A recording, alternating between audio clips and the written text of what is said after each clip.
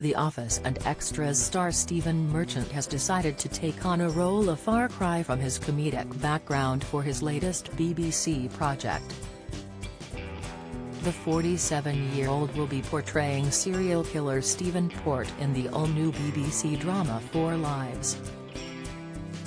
Ahead of the miniseries, which focuses on the monstrous murders committed by the so-called Grindr killer, Merchant revealed how much a burden of responsibility the role was.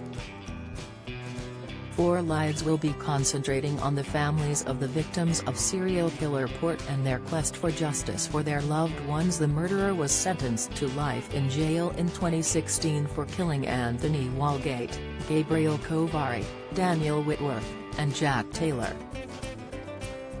He used gay dating apps and sites to lure his victims to his East London home before drugging them, raping them and disposing of their bodies in Barking.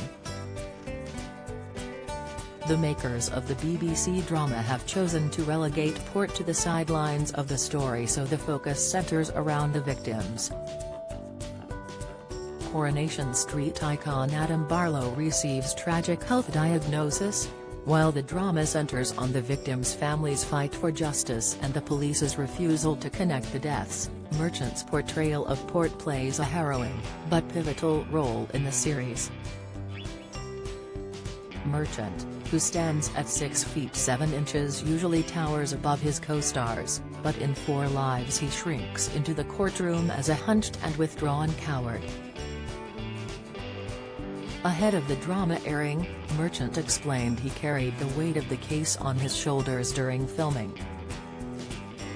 The inquest regarding police misconduct only finished in the middle of December last year, just 2 years after filming came to an end. Merchant revealed, "You sort of feel that burden of responsibility because it's a true story of trying to treat it sensitively. It is something very different from what I've done before, and it was a challenge, an enormous challenge," he told Digital Spy when asked about taking on a role away from comedy. "I think had Port been the very centre of the drama, I might have been more trepidatious about trying to shoulder 3 parts of a show like that." He added, "We're not trying to fully understand him, he is a kind of shark prowling the waters." BBC Breakfast viewers baffled by presenter shake-up as Sally replaced, latest Below Deck delayed, when will Below Deck Season 10 return? Update: Sally Nugent slammed over inadequate Education Secretary interview.